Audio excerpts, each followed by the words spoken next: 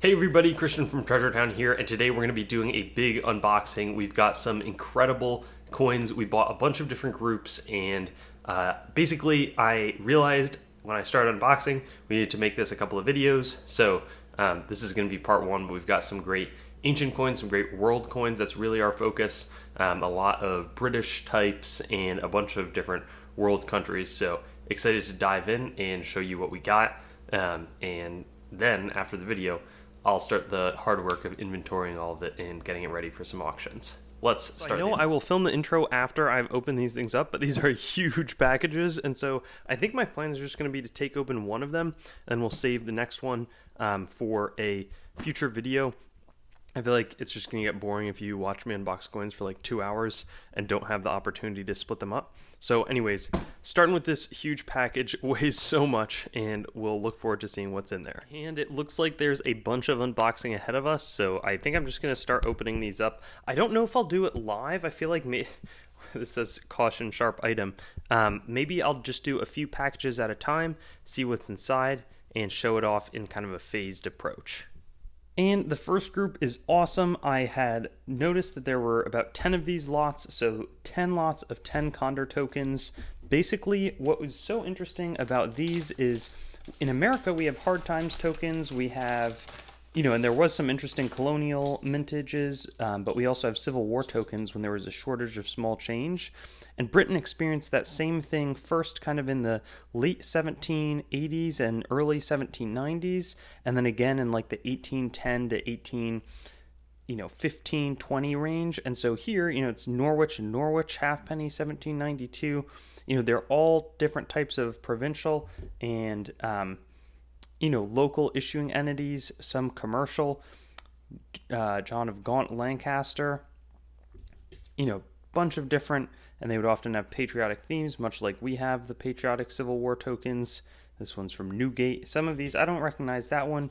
John of Gaunt is a bit more of a common type, and actually we see multiple there. What's this one? Stocking, manufacturers, wholesale, and retail. Donald and Co. Ooh, with a really interesting B type there. So I think my plan here, I hadn't seen that one before. Success and navigation, that's kind of interesting as well. Cornucopia with a bird, more of a common type with a seated portrait, and actually holding the fasces just like the Mercury dime. A lot of these coin themes are recycled. Norwich Castle, Princess of Wales. All to say, I'm going to go through in the next few minutes and pull maybe my top 10 most interesting Condor tokens here, but we bought 100 of them. I think we paid in like the low double digits. I don't think quite teens, but maybe like $12 a coin for these. So pretty good start. So we got a good mix of stuff behind us. These were just some of the ones I thought looked interesting. Prosperity to Old England. I thought this was cool, like more trade and fewer taxes. And it looks like some kind of a flask or drinking implement. We also had to lessen the slavery of Sunday baking and provide for public wants. An act was passed. The baker's halfpenny. Kind of a cool design. 1793, this one has a heart shape in it. I've seen it before. We have the bees from earlier. This one, 1800, I forget if this is like Irish, but has a really interesting incuse reverse. Payable at the Bank of R.W. Enniscorthy. I really like the incuse look. We have this one, which has a very interesting like 3D design in it, which I think is kind of unique, with a lion. And then we got the elephant Coventry halfpenny. Also in front of that, we've got London Corresponding Society with maybe a stork. We have another kind of flask, I think, or maybe it's an. I think that it might show golf, but that also could be something totally entirely different. And then lastly, we had this one, which says sells garden grass, flower seeds, fruit trees. And then I think it has the info on this side, 1796. So really cool, similar, but I like them a little bit better than the Civil War tokens just because the planchets are so much bigger, so they can do a lot more with it. Anyways, next group I think is going to be some ancient coins, and it looks like it's a really good outcome there. And this is probably the best purchase that I've made in a while in terms of if I put in the effort, there's going to be some really awesome results, and I have to figure out. But I literally paid $200 for all of this stuff here. Probably the best in a while. And I think just a quick call out, this appears to me to be an old fake. Same with that, same with that. I've seen those before. Maybe I'm wrong.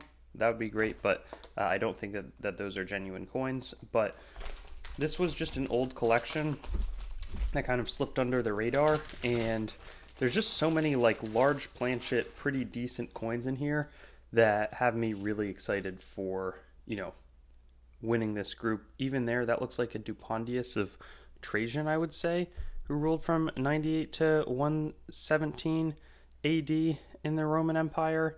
A nice temple. I'm not sure if that's Severus Alexander or who that might be. Maybe Caracalla. That one looks like Hadrian, with a nice Sestertius of Senatus Consulto. Who's that on the side? It says it's probably Felicitas.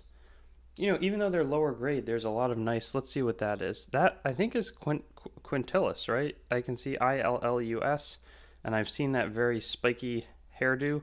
Not in the best shape, but a Roman breakaway emperor. That one kind of looks like Diocletian, and I think it might be. I could be off on that, but it's definitely an Alexandrian tetradrachm. That looks like a Vima Soter or Soter Magus type. Looks like there's somehow strangely a Liverpool halfpenny in there, worn, but I'll take it. That looks, you can see it very clearly. I think it's Domitian, D-O-M-I-T, probably an ass of Domitian. This is pretty chunky. Kind of looks like Marcus Aurelius, maybe Commodus, but I think it's Marcus Aurelius. Who's that? Very sharp. That looks like Antoninus Pius to me. So as you can see, and all of that was purchased for 200. Looks like Hadrian. Wish that was in a little bit better shape. It looks like Antoninus Pius as well. What is that one? I think it's Vespasian in worn shape. Here we have a nice portrait of, I believe, Nero as well. Maybe it's a later, like Vespasian or something. Looks like Gordian the Third. So Roman provincial type as well here. Not sure who that is. Don't want to speak authoritatively. That looks like Marcus Aurelius to me as well. And then lastly, it looks like we've got something potentially Nero. Let's see what community thinks. I think that kind of looks like Nero. In any case, a good start, but check out what we have behind it. So we have these folders, and when I was looking at them, oops, I don't want to have all these fall out. There's a lot of interesting types. I mean, I think that might be Commodus, just by the shape, but I could be off. I'm not sure who that is.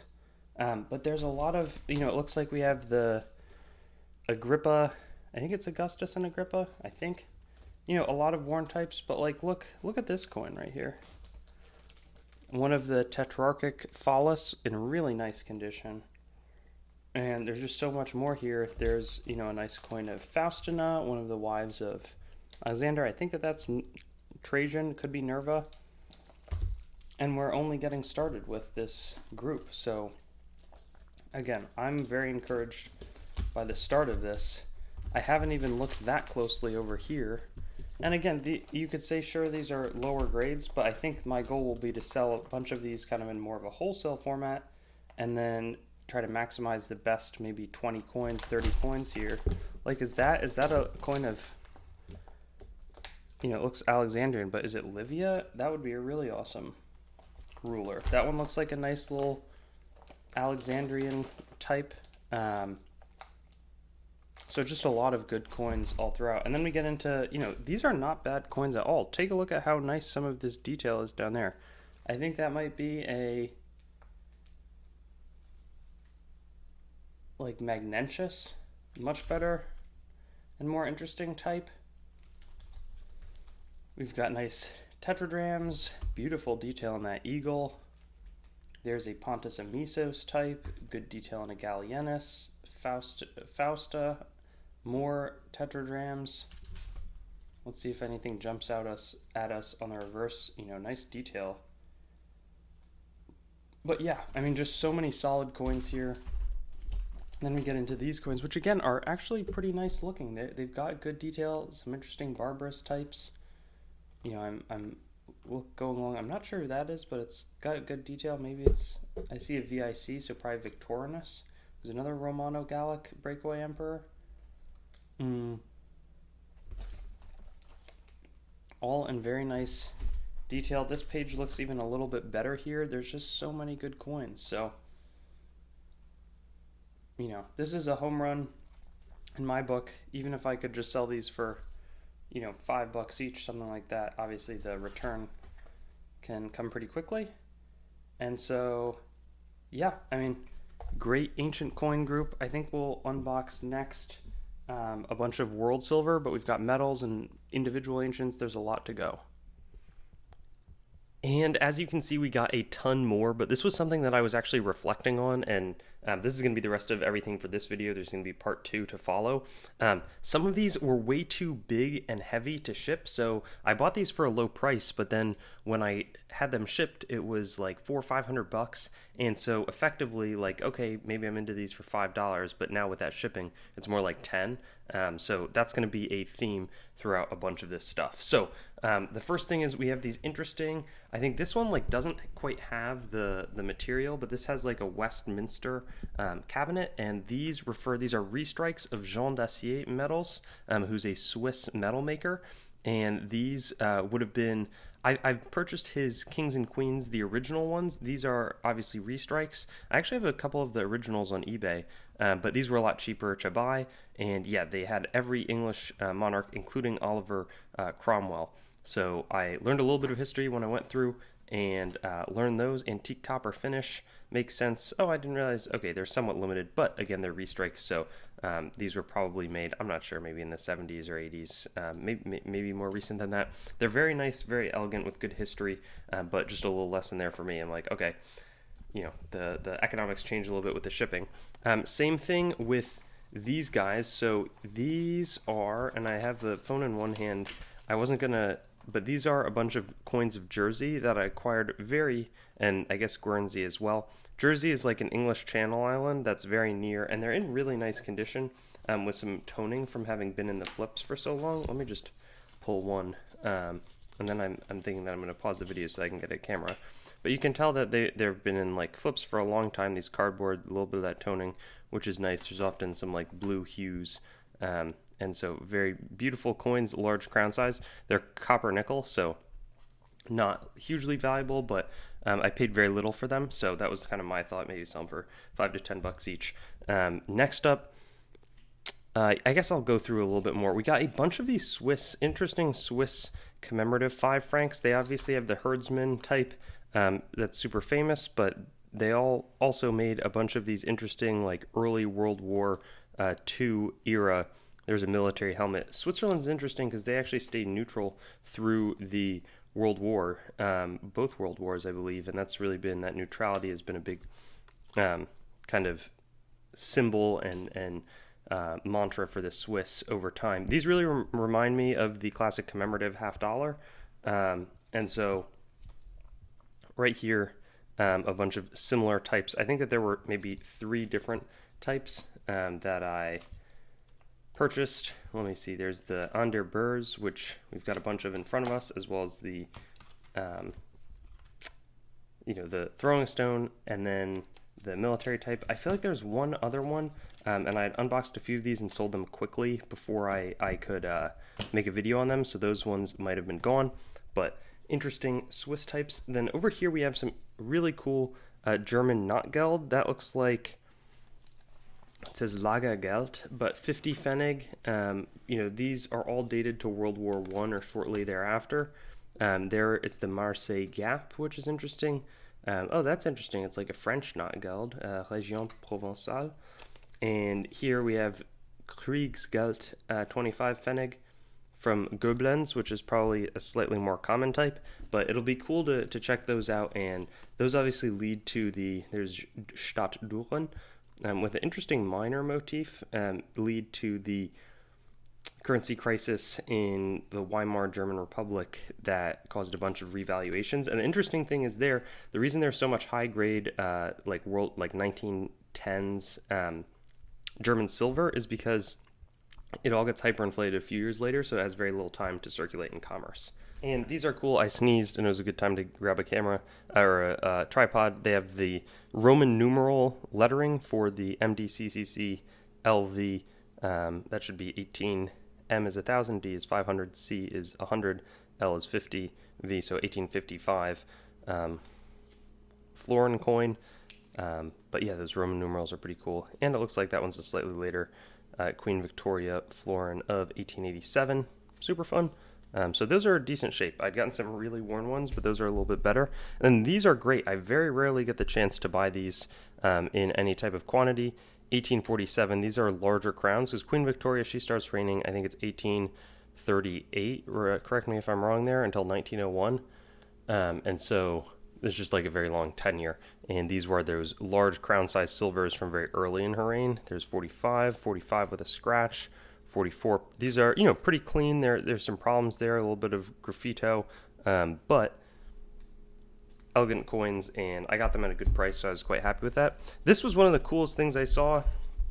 Didn't realize this. This says, I'm not sure, it looks like MACUQGI,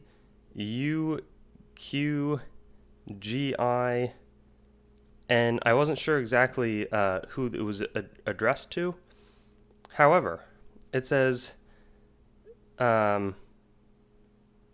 me if you read this script the same way that I do. The money in use in Puerto Rico when I first, FIRST, went there. The money used in Puerto Rico when I first went there. And that script looks like it's from at least the early 1900s, but maybe earlier, 1800s. It has this interesting medicated face powder. And so here we have Bolivian reals. It's unclear. I doubt that these were actually in Puerto Rico. There's a Bolivian 2 real from 1746. And you can see that 2 pretty clearly on the reverse. An uncertain Bolivian Potosi mint. That one looks pretty scratched up. And then a few other like unidentified Cobb silvers, but I thought that was really sweet. Not something you see all the time. We also I was thrilled with this. This is a Hong Kong dollar, so basically, or a British trade dollar. Similar to how we made trade for overseas use and expansion of influence. You can see the Chinese as well as the Malay.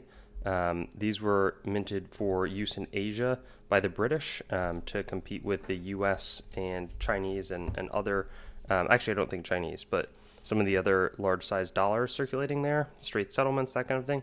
Actually, not those either.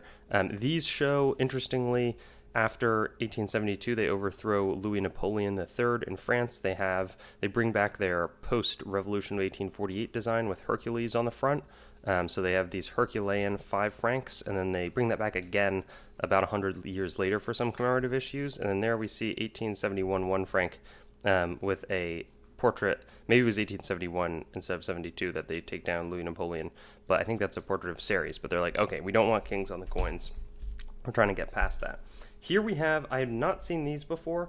This is a Bank of England 5 shilling dollar. It looks like there's a counterpunch and a scratch, but really cool 1804 King George III large crown size type. And then even earlier, I bought an 1676, just super cool King Charles II. I think this was around the time when Cromwell, I thought he was like 1680. That could be totally made up. But references, some interesting Latin on the reverse. Cool edge lettering also. But some great British crowns. We've also got a Charles II. Maybe it's the same year here. Let's see. No, this one's 1672. Very nice. So some more great crowns. Then here, this looks like Athenian owl tetradrams. This is a tetradram right here. It's been pretty beat up, but that one I'm going to send to grade. Very nice coin. Again, from a nice old British collection. And then let's see. These look like maybe a hemidram or some kind of an owl bronze from the sort of 4th century BC or so. We've got a few other cool coins here. This is a Mark Antony. It's a legionary denarius. Looks like the 3rd Legion. These were struck before, right around the Battle of Actium in 31 BC, or leading up to that time period to pay the military. They've got a galley on the front, and that one worked out poorly for Mark Antony. Octavian wins. Cleopatra sort of removes herself, and then he's able to consolidate the full Roman Empire. On the other hand, these I think are 2 coins here in nice condition of Magnentius, as you can see, Magnentius. He's a usurper of power after Constantine the Great dies 337. He's coming in from like 350 to 353. You see he has the Chi Rho Christian symbol there, which is Chi is C, Rho is R. That's the first letters in Christus. And then he ends up being, I think he kills Constantius. No, he kills Constans, but then he's defeated, I believe, by either Constantius or a similar portrait. But those are in nice condition. We also bought a nice Claudius bronze. He was from 41 to 54 AD, one of the last of the Julio-Claudian dynasty before Nero, but he's kind of overseen. He's not in like super good health, so he's not viewed as a threat to Tiberius or Augustus. He's able to live. He then is able to get control after a short reigning Caligula. And then we have a couple of other coins here. I'm not even sure. I forget what the identification is, but I obviously bought it with an ID. I just bought this one for the eye appeal alone. I thought that looked really pretty. Medieval silver. Let's see. We've got this similar situation on this one. Kind of a larger 30 of something. I think it looks that W Frisia would indicate West Frisia. Maybe 1684 30 ST, I think, is Stivers. And so it reminds me of the very nice Dutch types. And then right here we've got 3 coins. I think this is like Tudor 1625. Oh, that's really awesome. It's even earlier than Queen Elizabeth. Some kind of like 6 or 12 shillings, 1594. Yeah, those are nice condition coins. I really want to get 1569 as well. Really want to get more into British coinage, learning about that. And then last, there's actually a couple of other things here. We have an interesting balloon type, a balloon ironmonger. And then right here we've got some other British silver. I'm going to save the rest of this for a big part 2.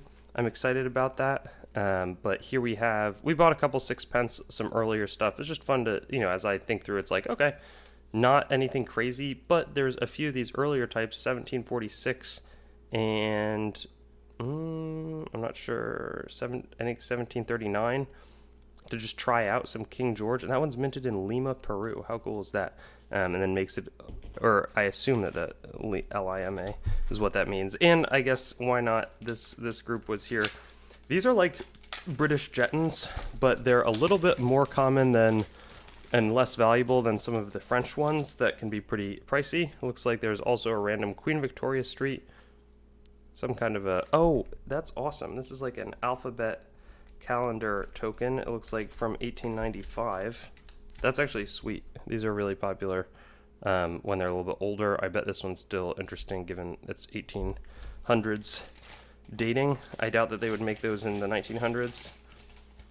This is what I'm talking about, though. I think that these are a good bit later. As you can see, here's some international play with, with games. King George III. Counter tokens. What does that say? 1797, in memory of the good old days. I would guess that these are like late 1800s, maybe even early 1900s, but I'm going to have to see. Now that I just think about them and see them, but maybe not. They could be 1800s. Not 100% sure, and there could also be some difference. But like just that striking style looks a little bit more modern. Anyways, great hunt. Really enjoyed it, and we'll look forward to, A, getting all these coins ready for sale, and B, seeing you in future upcoming videos. Thanks so much, and see you soon. Thanks for watching the video. Make sure to head on over to treasuretown.com and sign up for our email list to stay up to date on everything that's happening, whether it's auction updates, exciting new inventory drops, coin collecting news, or general informational resources. Hope you enjoyed the video, and I'll see you on another one.